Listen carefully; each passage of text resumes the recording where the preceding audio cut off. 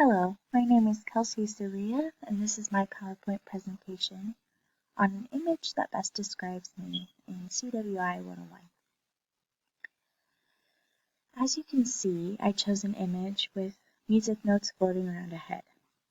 The reason I chose this is because music plays a major role in my life and is something that I rely on in good times, bad times, sad times, and really hard days.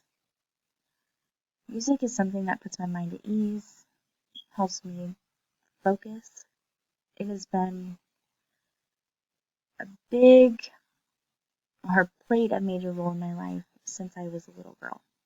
I remember when I was younger, I always wanted to be an amazing guitarist like Jimi Hendrix. And I remember for my 10th birthday, I asked for an electric guitar. And I tried to play it with my tongue. That didn't go over so well.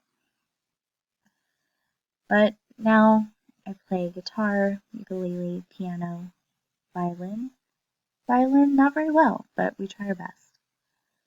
And it is something that brings me joy daily.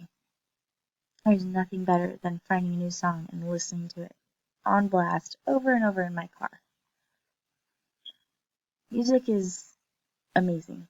It empowers you, it heightens emotions.